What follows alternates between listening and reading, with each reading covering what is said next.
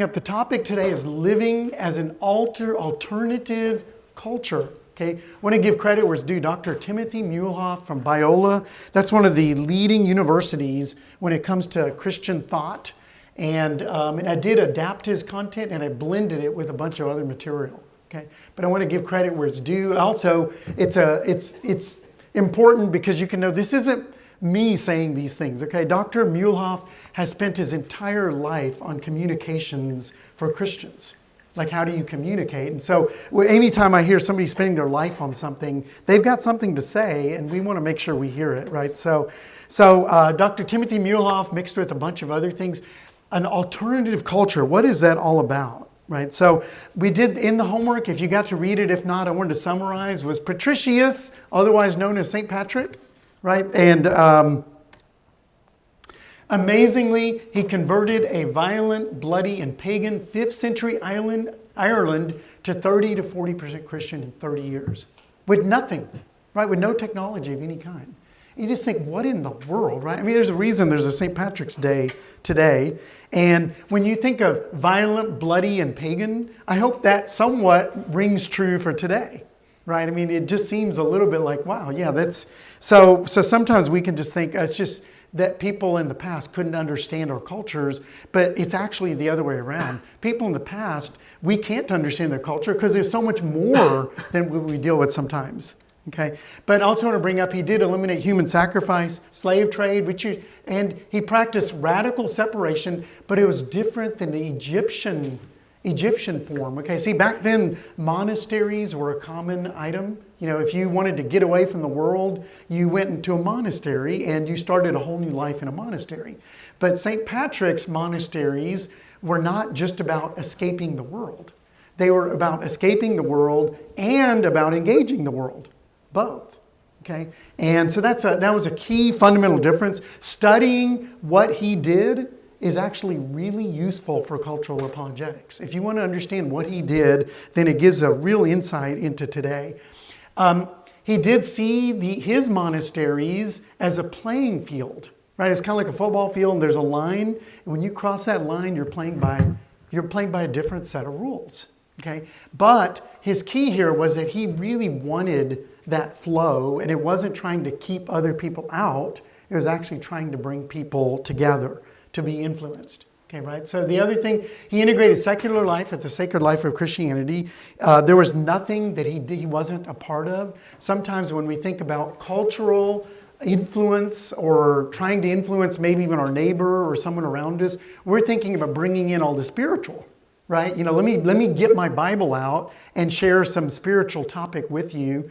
Yes, sir. Sorry, would you be able to turn I'm so sorry. Yes, I meant to turn that off. Yes, thank you. Okay. Yes. So, but you know, so we tend to think, hey, how am I going to introduce the Bible to my neighbor? And yet, this was a very different and maybe even a foreign idea to a lot of the earlier Christians who thought in terms of, no, how do I take their everyday life and bring my faith into their everyday life? So it's more focused on just the everyday life. It wasn't focused on the spiritual as much as it was on how the secular was actually sacred, and you could bring the two together. Okay, so last thing, he worked hard at a local level, and he formed alternate communities near settlements. You know, there were these tribes, and he'd form a settlement near one of the tribes, and would use that tribe as an opportunity to speak into the everyday lives of the culture that was around them. Okay. Now, a lot of times, we don't know about some of these ideas, okay? And by the way, whenever you see that little shamrock up there, I'm going to use it throughout the class because we're doing this today, and I'm not going to be referencing this material again for 8 more weeks, okay? But so whenever you see that shamrock, just remember this material. Remember St. Patrick, okay? So you'll see that around, okay? But we are sent to influence our culture. Sometimes, I don't know if, that's the point of this class, right? To remember this. You know, Jesus in John 17, he made it real clear that his prayer wasn't that we be taken out of the world. You know, you ever asked the question, hey, you know Jesus, you're saved. Why are you even here, right? Is it just so God can play around with you and, oh, what's going on here? Because it's tough sometimes, right? But he made it real clear. As you sent me into the world, I send them. I've sent them into the world. Now, how was Jesus sent into the world? Okay. Well, he was sent into a world that didn't ask for him. He was sent into a world, he was sent to begin with, right? And he was sent into a totally secular world in one sense, just put into it, right? And sometimes we're like shocked by the world around us. But if we think in terms of, no, we shouldn't be shocked. The fact that you live surrounded by secularism is exactly where you might belong. Okay, so that's important. I did want to bring up the past 300 to 500 years have employed a kind of a certain strategy. It's called the come to us harvesting model, and it's supplemented with missionaries. Basically, the idea is, hey, if anyone has any spiritual interest, come join us. Check out who we are. We will love you to death, but you got to like us first. Okay, there's got to be some kind of draw that drew you, and once you like us, we'll take care of you any way we can. Okay, this has been true for the last 300 to 500 years. It works because for the last 300 to 500 years, your world was primarily Western with a heavy Christian influence. We talked about it last week that with the printing press came a set of changes. Okay, well, we're living through a whole new set of changes as big as the printing press. And it's radically changed this harvesting model that we've lived with. And in a sense, what it's done is this is all we know. Okay? It's all we know is, hey, if someone's interested, I'm going to love on them. I'm going to take care of them. I'm going to build them up. I'm going to make a disciple. But the one key is that they have to like what I'm doing first. Okay, right? So that's a little bit here. Cultural change today mainly focuses, for Christians, it mainly focuses on political change. Okay? In other words, if you think of how do you change a culture today, primarily as a Christian, you think in terms of a top-down approach where you change the laws, and if you change the laws, you've somehow changed your culture. Okay? And, oh wow, lots of questions. Thank you. I'm sorry. Was it easier to bring Christianity and culture during those times, specifically in reference to religion of some sort being more common? There was curiosity, yes. There are certainly differences, okay? But those differences go both ways. And I'm sorry, I did. This is 3 times. Okay, same thing. Yeah, some sort being more common than atheism at that time. Okay, something else I want to bring up. I didn't share this last week, but atheism has always been a very small percent of a culture. And I don't know if you knew this, but every decade, there are fewer percent of atheists than the previous decade. And it's true today, right? So you might think, wow, isn't there a dramatic increase in atheism? Okay, well, that's the spirit of the air telling you that. Okay, the truth is that the percentage of atheists in the world has decreased every year, and it continues to drop. You live in an extremely spiritually charged world. Okay, and so it's just interesting because atheism gets a lot of attention, and rightly so, because they are bringing to the forefront specific questions that you, with your faith, must be able to answer. So God, in one sense, lets them come to the forefront. Okay, but atheism actually has played a very small part in most of culture except for the 20th century, okay? In which case, it was the bloodiest century ever, and it was led mainly because of all the atheist leaders that led that bloody century. So the 1900s was influenced by bloody leaders that were atheist, but atheism itself is not actually that common. Okay, so I did want to bring it up. Now, was it easier to bring Christianity into the culture? Well, you can decide. Okay, let's just go through the whole class. Let's see what you think, right? I can say that if you look at St. Patrick and what he faced, and if you read that article, you realize, well, I mean, there's some ways it's a little easier. People are a little more decent today. And so you could argue both ways on that. But certainly, that's a good question. I'd love to get feedback on that question as we go through the class. Okay? Less likely to just cut you in half for bringing it up. Yes. Less likely to cut you in half. That's right. Less violent in a lot of ways. More resources in a lot of ways today. Right? So many Christian examples focused on the sending of Christians to fundamentally change an entire culture by engaging the local level. Okay? I don't know if you knew this, but ancient Christian evangelism wasn't actually focused on leading individuals to Jesus. They were mainly focused on changing cultures, and once a culture was friendly to Jesus, there was a lot more openness to Jesus being king of that culture. Okay. Now it had its ups and downs. Not trying to glorify the past necessarily. Okay. But that was true. Recently, by the way, if you're wondering about like fundamentally changing an entire culture, just look at LGBTQ society. Right. Fundamentally change an entire culture in a very short time. Okay. And this is local level. And I'm so sorry that whatever you wrote there got hidden. The QR code. That's the one problem with that QR code. I can't quite read it. Yes. Go ahead. Yes. I was talking to a buddy that like a lot of people who even call themselves atheists nowadays aren't actually atheists. It's a label that a lot of people. Yes, they're actually agnostic. They're just not sure. As a matter of fact, the only true atheist would say that, because to be an atheist, you have to believe that you know everything. You have to know there's no God. So you have to be all-knowing, which is impossible, right? So most atheists realize that, and they realize all I can be really is somebody who doubts God. And so that is correct, absolutely. Okay, and our recent understanding of evangelism actually may be far too small, right? I started with that picture of Moses, and it was a serpent. And the interesting thing about that serpent that Moses produced, which you could debate all day long whether it was a snake or not. Okay, but bottom line is that it consumed the other serpents. Yes. Oh, thank you. Yes. Okay. Thank you. I appreciate it. It's nice having kids in the class. It consumed, Moses' serpent consumed the other snakes. Okay. And that's what really what caught everyone's eye right there, you could say. Right. And that's the thought here is that your faith is a consuming faith. It consumes cultures. It was meant to. It was meant to bring them in and eat them up. Okay, but I don't know if we even think in terms of evangelism of a culture. I think maybe we think, well, I'm having enough trouble with an individual, But in some ways, maybe thinking in terms of cultures is easier than thinking in terms of individuals. Okay, so just want to bring that up. Society is actually a collage of cultures. Okay, this is a classic Gaussian bell curve, and in the middle of this bell curve, you're going to have the popular culture. Okay. And you're going to have different subcultures, or also called alternative cultures. And I showed one right here and one over to the other side.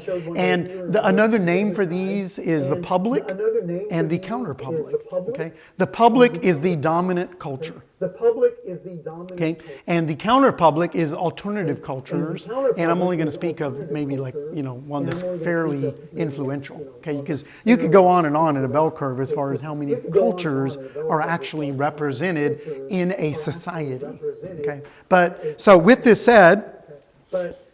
Oh wow, this just came out at once. Okay, well this is supposed to come out one at a time, but sorry. Okay, positive alternative cultures influence popular culture. Okay, cultures are continually dynamic and changing. They influence each other. And I want to bring this up because an alternative culture, I don't know if you knew this, but there are alternative cultures that are considered positive by the popular culture, and there are alternative cultures that are considered negative, like something to avoid by the popular culture. Okay, and I bring this up because you know what you call a culture that's positive and alternative? There's a key word for this, okay?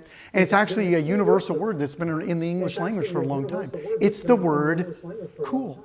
Okay? Believe it or not. Cool, there's always been the word cool. Cool is cool, right? Well, cool actually has a definition. Okay, what it means is an alternative in a positive sense.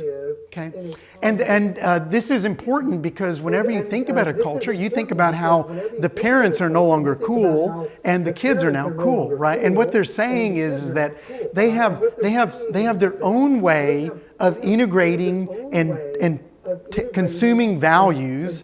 And they're not the same way that the parents might necessarily be doing it, but they're alternative, and they would say they're more positive. They're cool, whereas the parents are not so cool, right? You see this with PC and Mac, by the way, right? The PC, Mac did a good job of saying we're the alternative, and the PC is one, and then the cool alternative is the Mac, right? So the idea here is that people continually are asking the question, hey, if I'm a PC user, should I switch to a Mac? Okay, and because why? Because cultures influence each other. Okay, and in a similar way, this is what happens. Now, this is all the ways. There's probably more, but this is some of the ways that alternative cultures influence the popular culture. Okay, one is through curiosity. People in the popular culture They notice the other cultures out there, and there's a natural desire to understand and grow in the awareness of those cultures that are around us, particularly if they're positive cultures, okay? In other words, if you consider a Mac a positive alternative, then people get curious. Oh yeah, show me the Mac. Show me what it can do, okay? And it's a similar idea with subcultures, with cultures. Cross-pollination, there's no such thing really as a culture. It's really a statistical idea, okay? All of us actually fit into multiple arenas, okay? And so most of us have qualities that cross between multiple subcultures. Our interactions carry the qualities, attitudes, vernacular of one culture to another. In other words, there's a continual cross-pollination because you sit at the crossroads of two different people groups, okay? It's always true in some area. Okay, and maybe it's in your musical taste. You might find yourself in the crossroads. And in the sense of music, you are maybe in an alternative culture, but because you have friends that are in both, you bring your alternative preferences, and they show up into the popular culture. Okay, do you follow me so far? Okay, that's cross-pollination. This happens with the vernacular. I don't know if you knew it. Words show up in one culture and they transfer to another. The whole idea of punk and goth, and even some of the styles of clothes that we wear, they usually came from some subculture and then they came into the popular culture. Okay, and that was a cross-pollination. There's also dissatisfaction, poverty, relationship crises, pregnancies, disillusionment cause people to flee their own culture, and seek refuge in another. Where do people go when they're disillusioned? Well, they seek an alternative culture, one that's positive, to go find a home in. Okay? Another way that you see a culture influencing another one is alienation. Some cultures, you just grow out of it. If the culture increasingly makes people uncomfortable and no longer represents their values, so people move on. They're like, this just isn't, I just don't feel at home. Some people feel the need to move to Canada, right? Some people want to move out of Texas and move to California. Some people want to move away from California and get into Texas, right? They're saying they feel alienated, right? And they're just moving their culture. Illumination, people recognize the inherent bankruptcy of meaning in their culture and seek meaning elsewhere. Okay? Now this happens. Now again, all of this is predicated on this idea that an alternative culture influences the popular culture when it is a positive alternative. This is actually St. Patrick. I should pop the little, shamrock up there. So positive. Oh, now it does it. Okay, I must have gotten an extra slide in there. Okay, sorry, this is all meant to be a little at a time. Oh, now it's I don't know what's going on. Okay, so effective alternative cultures and individuals will clarify their opposition. Okay, I want to tell you how this works. And again, this is from Timothy Muehlhoff. This matters, okay? Clarifying your opposition. In other words, if you want to effectively understand the difference between a PC and a Mac, well, but the first thing Mac did, or Apple did, you could say Steve Jobs, first thing they did is, what all do we provide that's different than the PC? Okay, how do we separate ourselves? In which ways? In which ways do we not separate ourselves? We're going to talk about this a little more. Clarify their opposition. They regularly withdraw, okay? Because there's a sense of, who am I? And how do I fit into this whole thing? This is, the perfect example of this right here was St. Patrick with his community, right? He would form an alternate community near the popular community, and his alternate community was a withdrawal. He wasn't just living amongst. He was living apart and yet amongst at the same time, right? And there was this idea of methodically engaging. Okay, so we're going to talk about these in more detail. So effective alternative cultures learn this cycle right here. Okay,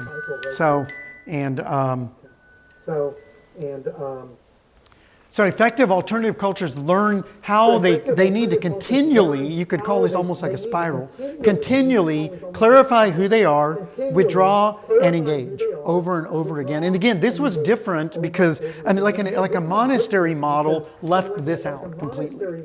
There was no methodically engaging. It was more about clarifying there's opposition and withdrawing. And that's all there was. Okay. Now, St. Patrick changed culture because he knew there was a third step. There was something involved. So we're going to look at this. So, and I'm so sorry. There's a whole set of slides that just disappeared, and I think it's because I forgot to save. Is my guess. Okay. So we're going to go back, and I'm going to have to fill those in.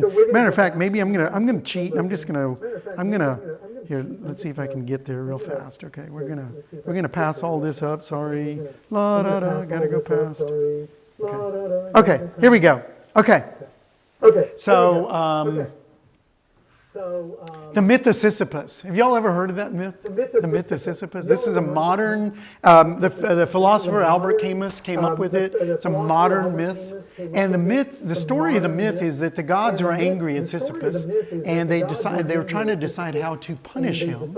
And they finally came up with their punishment, which was that forever he was to roll a stone up a huge stone ball up a hill. Okay. Once he got it to the top of the hill, it would roll back down, and he would do it all over again. Okay, and over and over and over again. And so his punishment was to forever roll a stone up a hill. And it's called the myth of Sisyphus. Albert Camus came up with this myth because he was trying to explain, which people have tried for a long time. We'll talk about this in a lot more detail later on. But he was trying to explain the modern phenomena, which is known as meaninglessness. Okay? There's nothing that has any meaning to it. And so what he explained with Sisyphus, okay, and this was the modern understanding of meaning of life, okay, was that Sisyphus's job was he was forever going to roll this stone up, and it was going to fall back down. He was going to do it forever. But the one key thing he could change was he could do it rebelliously. You know, he could say, you know what, you made this as a punishment, but I'm going to enjoy it. And so the idea of modern philosophy about relating to meaning was you can't change the fact that it's all meaningless, but you can smile while you live your meaningless life. Okay, I'm serious. Okay, and this is you'll see this in the art when we get into art and everything. But the idea here was that there is an elephant in the room of modern society. Okay, it's utterly bankrupt and lacking meaning. Okay. This is an important part of an alternative. Remember I started by telling you, if you're going to have a PC and a Mac, you've got to be able to understand why does this Mac exist and why would somebody consider it as an alternative to the PC that they're already using. Right? Well, in the case of the Christian for modern culture, a lot of people, actually not even just Christians, okay? There's actually entire studies being done today on the idea of, I'm saying university studies, okay? It started actually A&M is one of the big centers, Texas A&M University, started out with this idea of happiness research. The idea is, how can we make people happier? And this is actually a big question from ancient philosophers also. We'll talk about that later also. Okay, but what they found in all their happiness research was that you can't actually make people happy. The more people try to be happy, the more it escapes them. But they did find that what could make a difference was adding meaning to their lives. Okay, so then academic research shifted to meaning making. And that's what they called it. So modern academic research is focused on, this is secular, okay, as well as Christian, but it's focused on this idea of how do we make meaning in people's lives? Because if you can make meaning in somebody's life, you've actually added something that no one seems to be able to provide. Okay, so I wanted to bring this up because this is an important part of being an alternative culture. And I also wanted to give you okay, some of these words have changed. I'm so sorry, this won't happen again. But a biblical basis, and I'm just going to use the word blessing. So, and the idea here is that if you're going to be an alternative culture, and we're going to go back to some slides here, but if you're going to be an alternative culture, first and foremost, you have to recognize that there's a biblical basis for being a positive alternative, okay? And I say this because sometimes we do tend to think in terms of, hey, you know what? Let it all burn. When people are good and ready and it's hot enough, when it's hot enough, they'll go find us. Okay? And that's not necessarily a bad thought. Okay? Right? I'm not going to tell you that, hey, that's just a terrible way of thinking. I mean, we all think that way to one degree or another. But so, the question comes in is there a biblical basis for being an alternative culture that's a positive alternative? Okay? Not just the alternative because it's too hot. I need to get out of here. And I did want to bring up some of these thoughts here. Okay? One of them is Matthew 16. I'll build my church and the gates of hell shall not prevail against it. I don't know if you knew, but hopefully you've heard this, but the gates are the protection of a city. Okay? And so what Jesus is saying here is the church will tear down all the things that keeps hell going. Right? And this is important, even going back to the question that was posted here, is that your job this is cultural apologetics, your job is not actually to defend your faith, right? Your job is to go attack the culture, right? You only defend your faith when you don't know how to attack your culture, right? And then now you're left with a defensive posture of, I've got to answer a bunch of questions. I'm being held accountable to this, this, and this, as if somebody else is on the offense. Okay, but when you start understanding, Jesus made it clear the whole purpose of the church was to prevail against the gates of the city. Okay, to prevail against it. And that means to take it down, to take down all the things that go with it. Here's another sense of the biblical basis was the court of the Gentiles. This was seen in the tabernacle as well as in the temple. Okay, and basically in the tabernacle as well as in the temple, there was an outer area. And in the temple, it was called the outer court. This outer court was open to the non-Jews and to the Gentiles, and it served as a place for Gentiles to come and connect with God and to learn about Jewish customs and teachings and to participate in certain rituals. In other words, the outer court was a place where people could mingle together, where the Jews and the non-Jews could interface with each other. Okay, so it was built in. As a matter of fact, when Jesus turned the tables over, it wasn't because of his anger with sin. It was because of his anger that these outer courts were preventing the nations from calling it a place of prayer, right, for all the nations.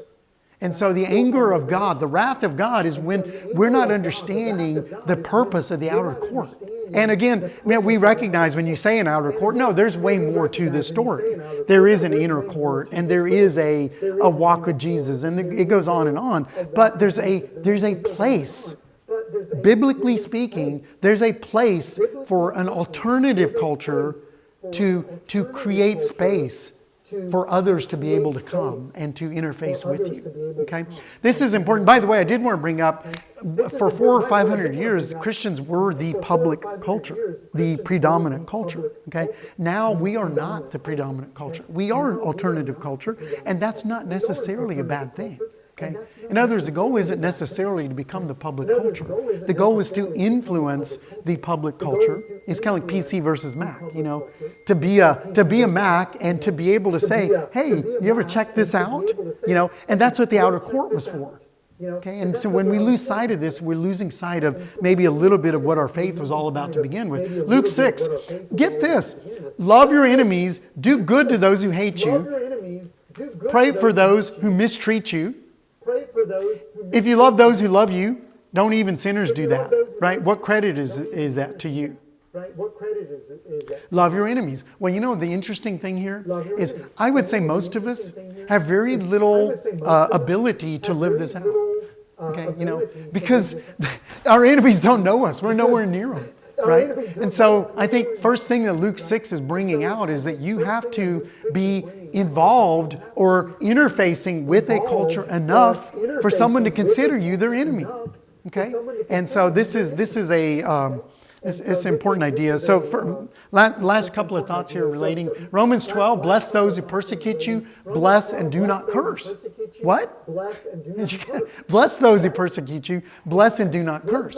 Now, I'm not sure we even know what it means anymore to bless a culture. Okay? But don't repay evil for evil. Do what's right in the eyes of, it doesn't say in the eyes of God's people. Do what's right in the eyes of everyone.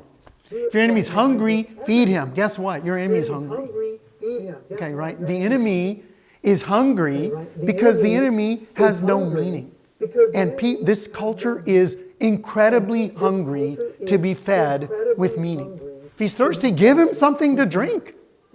Right? Don't be overcome by evil, overcome evil with good. So the point here is don't be so afraid by the persecution and everything that you miss the enemy that's hungry and thirsty, and instead actually do good to him. Right? So these are some passages that try to, I think, bring out this idea that, by the way, Matthew 22, I'll just give out, love your neighbor as yourself. You know, sometimes we get stuck in a bunch of values and value judgments and statements. We forget that really all the commands boil down to people, right? People. So when you think of cultural apologetics, it has to come back to people. Okay, but so all these are just, I just want to bring these up as a biblical basis to say, hey, look, you know what? You're actually called as an alternative culture to influence the public culture and to bless it. The hungry culture that's looking for water, to bless it. Now, normally what we tend to think in terms of is, oh, you know what that water is? It's the gospel. Right? Now, ultimately, you know, when you look at the outer court and the inner court, you would obviously be very correct, right? The gospel is a way that we bless and bless people. But here's an example: if someone's hungry, you know, you give them food, right? In other words, you give them what they're hungry for. And so, if someone isn't overtly saying that they're hungry for the gospel, then you have to give them, well, what are you hungry for? And they're going to say, well, I mean, most people don't even know what they're hungry for. But what I'm saying is what people are hungry for is meaning. And meaning leads to the gospel and leads to so much more, which we'll talk about later on. Okay? You following so far? If God doesn't want us to persecute others, why do people associate modern Christianity and church with exactly that? Okay, good. Let's see. If God doesn't want us to persecute others, why do people? Okay, yeah. So, you know, I mean, if you were wondering why, well, you know, I think one of the big reasons is that for the last 400 or 500 years, the church has been the public culture. When you're living in the public culture, you tend to just think in terms of, hey, you know, if you want to come join us, come right ahead. Come into the door. In other words, somebody else does all the influencing of the culture, and we're just waiting, right? We're just waiting for people who are interested. If you're not interested, hey, you know, and in one sense, we don't know what to do with that. But so when you have a culture like that, and someone isn't interested, we really don't know what to do about that. Okay, I mean, we're just not practiced. Now, if you were to look, again, I mentioned for 500 years we've had a certain model of evangelism, but for 1,500 years we were very accustomed to this idea of engaging an entire culture. And you see entire cultures changing in one sense, you know, even in Europe. And that seems like something that's just a forgotten idea, but it doesn't have to be forgotten. Okay. So before I go any further, do I need to clarify anything? Or are you guys following so far? Okay, let's keep going. So I'm going to go all the way back now. And I reordered all this, but here we go. I do apologize, but okay. So I showed you this slide. Clarify your opposition, regularly withdraw, methodically engage. This is the blueprint of how Christians can change, not just like your group, but also you as a person. Okay, this applies to a person as well as to a group. Okay, but how you can change the culture around you. This is ancient strategies, but again, Dr. Muehlhoff took these and put them into modern vernacular. These are conversations happening in Christendom, by the way, if you're wondering. Okay, you're just getting to join them. Okay, so clarify the nature of your opposition. Is your opposition fair? I mean, it's actually a worthwhile question to ask. How are you excluded or mistreated by the public? Okay, that's a question you have to be able to answer. By the way, these slides will be available if you need them. Okay. How are you excluded or mistreated by the public? Sometimes we don't even know. It's just this generic sense instead of something specific. generic A sense. question here you can ask is your opposition, is the nature of your opposition distinct? Okay? Again, think PC versus Mac. Okay? And there's a distinctness about a Mac, right? And so what is it that you're actually, that makes you alternative? So what is it that Okay? you're actually... What distinguishes your culture from the public culture? Is it your way of life? Is it your values? Okay. I want to submit to you, okay, and again, you don't need to agree with this. I think one of the biggest distinctions between you and your culture around you is that what you do stems from something meaningful. What you do Okay. stems from... And whereas I think there's a lot, people do studies about, well, you know, why do Christians look the same as the regular culture in a lot of areas? My thought is, well, because we're all people, right? But the reasons we do things are filled with meaning. And I don't know, sometimes we think it's our morality, okay? But I'll give you an example. Is it your morality? Now, again, I'm not going to answer it fully for you, but I can tell you that there are plenty of other cultures that have morality. You have Mormon cultures that are very moral. You have Hindu cultures that are incredibly moral. They teach people to serve other people. You know, there's a lot of cultures that are actually pretty moral. You know, so you have to ask yourself, you know, what is the nature of your opposition to the public culture, right? And I suggest that the nature of your opposition is that, and I would even throw this out, okay? Why is sin so bad? Okay? My thought on this, now there's a lot of reasons, okay, right? But I'm just going to give you one that you may not have heard, is actions that are sinful, they're sinful because they are empty. They're gutting your humanity, and they're wasting the miracle that is you, right? Like when somebody lives with somebody else, why is it so sinful? You know, I'm not hurting anybody, right? You know, but there's a reason that we're in cultural apologetics, right? You're gonna get to hear answers like this. But in cultural apologetics, living together is so wrong because there's meaning in that vow. There's a meaning that's been added to that relationship. You know, I can't tell you how many couples you meet that are living together that it's just valueless. It's literally just doing life. And there's something that's terrible about that because it's not you. And when people hear that, it resonates with them. That's an alternative, right? It's like, wait a minute, you're saying my life is meaningless simply because I'm living together? Yeah, wait a minute. Yeah, marriages actually have a lot more to offer than the meaningless idea of just living together. Well, why do people live together? Well, they don't have anything better to do, right? And so there's an example here, distinguishing your culture and your way of life. Okay, clarifying the nature of, okay, yes, sir. Clarifying the nature of... That's right. Yes, and this is why this is a it's not an instant victory here, right? This is a battle. Okay, but this is how you fight and how you win. And so you're right about that. People are going to come up with their own thoughts here. Now, usually when people say that, well, it is meaningful, and let me tell you how. Okay. Well, again, going back to this idea of blessing. Okay, you can still bless somebody. Well, you know what? There's probably some blessings. People are not utterly meaningless. People, whatever somebody does, they do it because there is some degree of meaning in what they're doing. Okay, that's the whole idea of the outer court.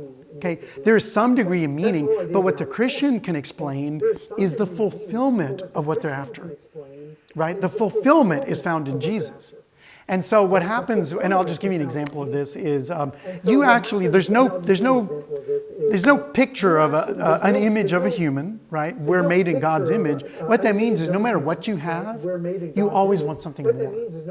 Right? Because why? Because you're made in the image of the infinite. Right? So no matter how much meaning a person has, the minute you explain what they have that's meaningful, they only want more of it. Right? No one's satisfied with a little bit of meaning. So you don't go wrong by trying to point someone to the meaning that's already in their life. You're actually blessing them, but you're in one sense, you're also fulfilling a certain sense, which now they're going to be hungry for something more. And that's the whole idea of even all of us. The reason we worship, and we'll talk about worship, which is a whole nother set. That's just not today here. But the reason we worship is because we value something. Only God is infinite, and we have an infinite whole. And so the only fulfillment, the only ultimate meaning we could ever find is in the ultimate one who we're made in the image of, right? And so there's going to be a lot of talk about this, but certainly people do meaningful things. We don't say, what we say is what they're doing is ultimately meaningless. right? But temporarily, anything anyone does, it's for some degree of meaning. Right, so we'll talk about that more. I'm only giving you right now in this in today this idea that meaning matters, right? And then we'll talk about it in more detail later on. Is it legitimate? Are these distinctions recognized as legitimate by the public culture, right? You could say all day long that you have certain things that you value and everything, but are those distinctions legit by the people you're talking to? That's a different story sometimes, right? And is it worthwhile, right? You can have distinctions that aren't important enough to communicate about, right? Or they're just things you communicate about with each other, but it's not something you communicate with the public with the public culture around you. Okay, so clarify the nature of your opposition. This again, I see the cycle here. I started by saying this is cyclical. We're never done with this idea here. Okay, of being able to clarify the nature of your opposition. We're only getting started. Okay, this is the beginning of the 21st century. I'm sorry, 22nd century. Yeah, 21st century. Yeah, but basically the idea here is that you're in the next 50 to 100 years. This is going to be a topic that comes up more and more and more, okay? So you're at the beginning of a topic. There's plenty of room for improvement, and the way this will happen is in the local church, right? You try to talk about something, you figure out, no, this ain't it. You talk about it more, you come up with what you're really about, and it is very cyclical, and it may even depend on geography. You guys are around a lot of students. Yes. Oh, thank you. Yes, okay. So you guys are around a lot of students, right? So distinctions that are recognized as legitimate by students might be different than the public at large, right? So or seniors or whatever else. So there's a lot to this, okay? Regularly withdraw, right? This is what you do weekly, right? You have gatherings, you have home groups, and the whole idea of regularly withdrawing, one of the things you have to answer, this type of withdrawal is a withdrawal to ask questions about the world you live in. Now again, you live in this world for the rest of your life. It's worthwhile, okay, to ask these questions. In what voice do we choose to respond? See, I don't know if you recognize, there's actually different voices. One voice is a prophetic voice, right? It appeals to the Word of God. It calls for acknowledgement of sin and repentance. Hey, you need to repent, sinner, right? This is not a bad message. It's a Christian voice, and it's a Christian message, and it's analogous to the convicting work of the Holy Spirit, okay? This is a voice. You have to decide when this voice is appropriate. Here's another voice. It's the pastoral voice. It appeals to the shared needs and brings comfort in suffering. It offers healing in nature. And it meets people where they're at and ministers to their needs. This is a model that Christians have been using for the last 30 years. A lot of 30 years. Hey, you know what? I just want to meet them where they're at. It's analogous to the comforting and helping role of the Holy Spirit. Okay? And so, I want to meet people with that. Now, here's a new one that Timothy Muehlhoff brings up, and it's really, really critical. It's called the persuasive mode. And the thought here is you're appealing to the common good and general revelation, and you're seeking to change a person's viewpoint. Let me give you reasons to switch, okay? Be like PC versus Mac. Hey, you know what? Let me give you some really good reasons to switch to a Mac. Okay? Well, it starts with an appealing product, right? That is appealing to them, that they understand, and you're seeking to change their viewpoint. It appeals to conscience and shared values, and it seeks progressive steps toward a final goal, analogous to the Holy Spirit bearing witness and restraining evil. Now, I'll give you a perfect example of this. And most of you are too young for this, but if you have kids, okay, I talked to a lot of people in my classes who had kids who were errant, like they decided to leave their faith. Okay? And when they left their faith, when a kid leaves faith, you're trying to decide which voice to talk to your kid. One is a prophetic voice. Hey, you're my son, you're my daughter, you need to repent. Right? That's one way we try to bring our kids back to Jesus, right? Here's another one. Hey, you know what? I'm just going to accept you and I'm just going to love you, right? Here's another one. The persuasive voice says, hey, you know what? I'm not going to necessarily call you to repent. I'm not going to just love you. I'm going to actually spend time around you. You're still invited all the holidays, and I'm going to persuade you that there's actually a better culture that you could be a part of. And I'm going to answer your questions and we're going to talk about it. That's what cultural apologetics is all about. And that's the yellow box. Ding, ding, ding, ding. Okay? That's what cultural So apologetics think is all of persuasive about, voice. and that's I'm not what trying to they're say about. these other voices don't exist. They do. So You think need of to think in terms of persuasive all voice, these voices are there. And that's why when you regularly withdraw, the first thing you have to ask is, And that's why when you regularly hey, in what withdraw, voice am I the choosing first to respond?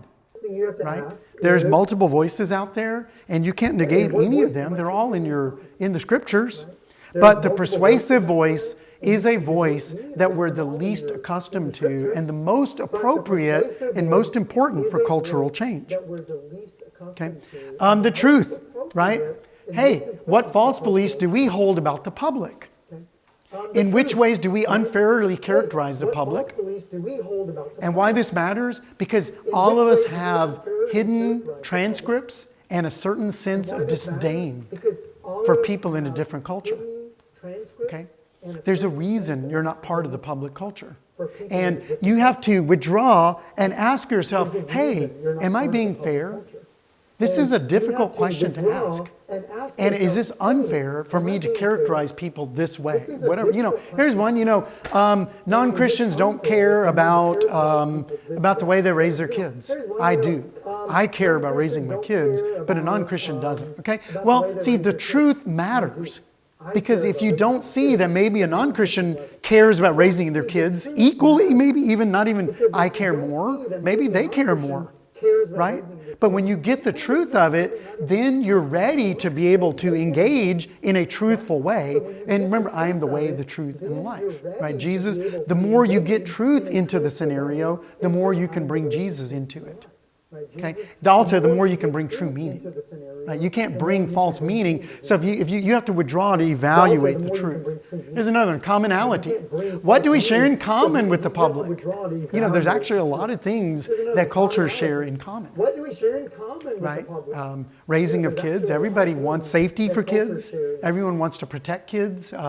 There's actually a lot of morals that are actually in common. And sometimes when we recognize these things and you go through the exercise of thinking through these things regularly, then you're much more ready and able to engage with a culture. And again, we're going to spend 6 weeks talking about engaging and what that looks like. Okay, I only get one chance to share these ideas here. Okay, commonality. And last thought here, identity. Hey, who are you? What are your values regarding culture? You got to regularly recalibrate. Okay. Again, I think God is already doing this. Churches are starting to have more and more trouble reaching the culture around them, and people are naturally starting to ask more and more questions. And you have to ask, hey, who exactly are we? What are our values? What are our values regarding blessing the culture around us?